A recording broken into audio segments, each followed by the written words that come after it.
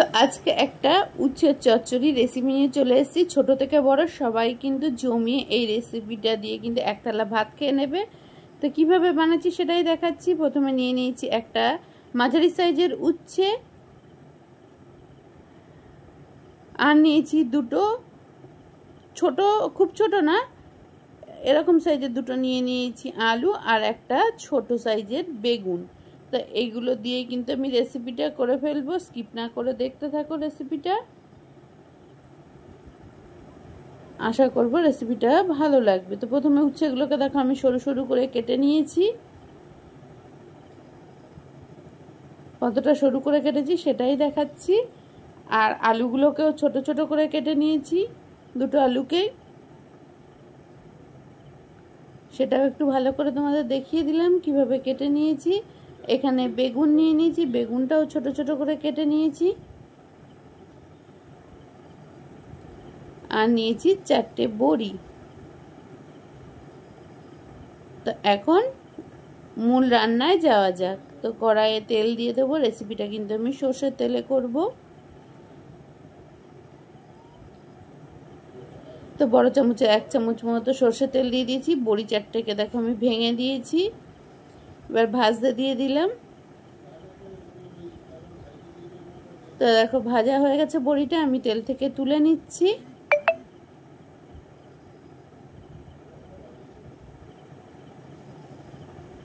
যারা উচ্ছে খেতে চায় না তারাও কিন্তু এরম ভাবে রান্না করলে অবশ্যই কিন্তু চেটেপুটে এক থালা ভাত খেয়ে নেবে। তো যাই হোক, আরও একটু সরষের তেল দিলাম। এবার উচ্ছেটাকে দেখো আমি চাকনিতে ধুয়ে নিয়েছি, ধুয়ে তেলের ওপর দিয়ে দিলাম। উচ্ছেটাও ভালো করে নাড়াচাড়া করে লাল করে ভেজে নেব।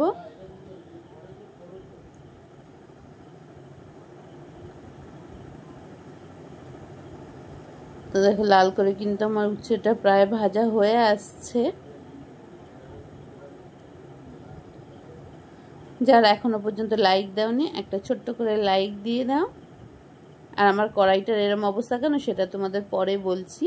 তো এখানে দেখো আলুটাও ছাঁকনির মধ্যে ধুয়ে নিচ্ছি। উচ্ছেগুলো তুলে নিলাম,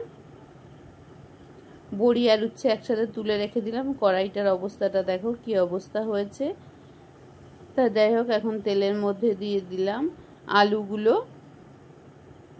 আলুগুলোও লাল করে ভেজে নেব।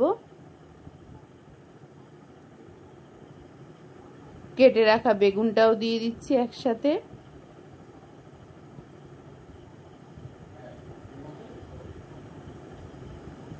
তো দুটোই কিন্তু আমি প্রায় ভেজে নিয়েছি। এই রেসিপিটা কিন্তু খুব তাড়াতাড়ি হয়ে যায়, খুব বেশিক্ষণ সময় লাগে না।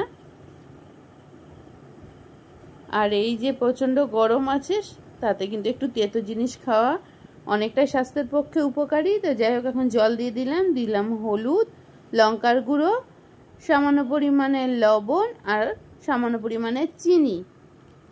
তো আমার কিন্তু সমস্ত মশলা দেওয়া হয়ে গেছে। আর একটা জিনিসের মধ্যে দিয়ে দিচ্ছি বড় চামচের 2 চামচ কাসুন্দি। এই রেসিপিটা কাসুন্দি দিয়েই করবেন। আর যারা কাসুন্দি পছন্দ করেন না তারা এখানে সর্ষে বেটেও দিতে পারেন। এখন দিয়ে দিলাম চাপা।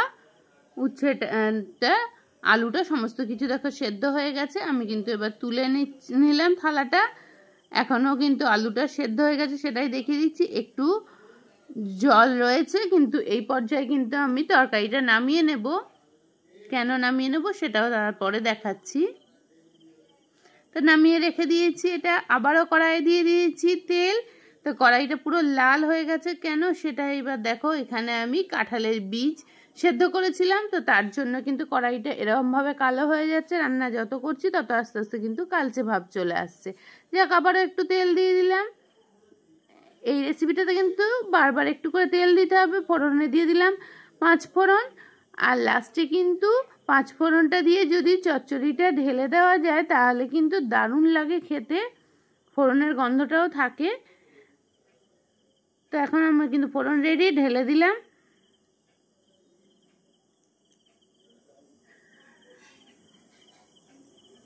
একটুখানি নাড়াচাড়া করে কিন্তু আলুগুলো ভালো করে খুন্তি দিয়ে একটু ঘাটা ঘাটা করে দিচ্ছি। আলুগুলো কিন্তু একটু ঘাটা দিলে তরকারিটা খেতে ভালো লাগবে, নাহলে কিন্তু দেখতে ভালো লাগবে না।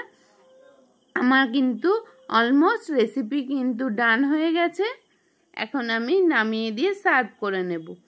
আর রেসিপি যদি কোনো অংশে ভালো লেগে থাকে লাইক শেয়ার সাবস্ক্রাইব করে আমার চ্যানেলের সাথে তো অবশ্যই জুড়ে যাওয়ার অনুরোধ রইল।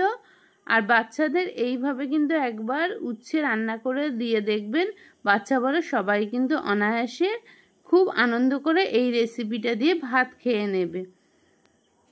তা আজকের মতো রেসিপি থেকে বিদায় নেব। আবারও দেখা হবে নতুন কোনো ব্লগ ভিডিও বা রেসিপি ভিডিওর সাথে। ছেড়ে যাওয়ার আগে একটা মিষ্টি কমেন্টের অপেক্ষায় রইলাম।